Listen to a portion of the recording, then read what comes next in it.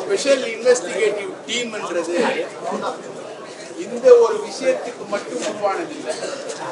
இந்த special investigative டீம்ன்றது பல இடங்கள்ல பல விஷயங்களுக்கு இந்த மாதிரி தான் உருவாக்குறாங்க. ஒரு கிரைம் நடந்தால் ஒரு ஸ்பெஷல் இன்வெஸ்டிகேட்டிவ் டீம் வந்து உருவாக்குவாங்க. அந்த இன்வெஸ்டிகேட்டிவ் டீம் தான் விசாரிக்கும். இந்த இன்வெஸ்டிகேட்டிவ் டீமோட வீரம் என்னன்னா, இந்த சம்பவத்தை பத்தி சம்பவம் நடந்த உடனேயே கிட்டத்தட்ட ஒரு நாள் கேப்லயே அண்ணாமலை அப்படின்னு ஒரு பிஜேபி தலைவர் ட்வீட் போடுறார். அவரை கைது பண்றதுக்கு, அவரை கூப்பிட்டு விசாரிக்கிறதுக்கு, அவரோட செல்போனை புடுங்கிறதுக்கு இவங்களுக்கு வீரம் இருக்கா? தமிழக காவல்துறைக்கு வீரம் இருக்கா? ஆண்மை இருக்கா? அண்ணாமலை கிட்ட காட்ட முடியாத வீரத்தை அப்பாவி பத்திரிகையாளர்கள் கிட்ட காட்டுறது எந்த விதத்துல நியாயம்? இது இன்னைக்கு நேற்று நடக்கலங்க. ஸ்ரீமதி விஷயத்துல பல சமூக ஊடகங்களோட வீடியோக்களை அவங்களே நேரடியா போலீஸ் வந்து இதே தமிழ்நாடு டிஜிபி அவங்க தலைமையிலான அங்க இருக்கக்கூடிய ஒரு எஸ்ஐடி அவங்க வந்து அழிச்சாங்க. ஒரு 600-700 வீடியோக்கள் வந்து அந்த கலவரம் தொடர்பாக, கள்ளக்குறிச்சி கலவரம் தொடர்பாக இருந்த வீடியோக்கள் முழுவதுமாக சமூக வலைதளங்களிலிருந்து அழிக்கப்பட்டன.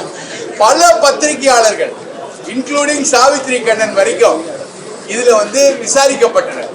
இந்த மாதிரி ஒரு சம்மன் கொடுத்து எழுதுற ஒரு ஸ்டோரிக்காக இதுக்கு முன்னாடி என்ன பண்ணுவாங்க, ஒரு டெஃபமேஷன் கேஸ் போடுவாங்க.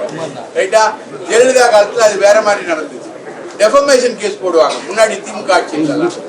அதுதான் நடந்ததே தவிர சம்மன் கொடுத்து எழுதுற ஸ்டோரிக்காக, போடக்கூடிய செய்திக்காக பத்திரிகையாளர்களை கூப்பிட்டு ஹராஸ்மெண்ட் பண்ணுவது, துன்புறுத்துவது, அவர்களது உடைமைகளை பிடுங்குவது என்பது நடக்காது. இன்னைக்கு ஒரு செல்போனை நீங்க புடுங்கிட்டீங்க, ஒரு கிரைம் ரிப்போர்ட்டர், முக்கியமான கிரைம் ரிப்போர்ட்டர் கிட்ட இருந்து ஒரு செல்போனை புடுங்கிட்டீங்க. அவரோட கான்டாக்ட் யாரு, அவரோட சோர்ஸ் யாரு, அவருக்கு என்ன இன்ஃபர்மேஷன் வந்தது, அந்த ஒரு போலீஸ் அதிகாரியா இருப்பாரு, அவர் ஒரு வாய்ஸ் மெயில் அனுப்பியிருப்பாரு. அந்த வாய்ஸ் மெயில் அந்த செல்போன்ல தானே இருக்கும். அது எப்படி ரைட், அவருடைய பிரைவசியை நீங்க எப்படி கடப்பீங்க?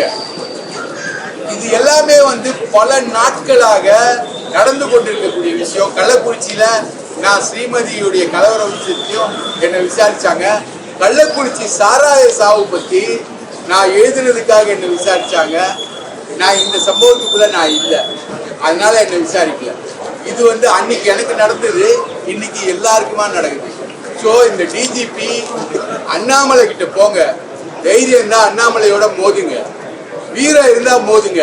அப்பாவி பத்திரிகையாளர்கிட்ட மோதுறத விட்டுருங்க. சரியான உதாரணம் ஜெயலலிதா. என்ன ஆனாங்க பத்திரிகையாளரோட மோதி அப்படின்றது வந்து எல்லாருக்குமே தெரியும். ரைட்டுங்களா?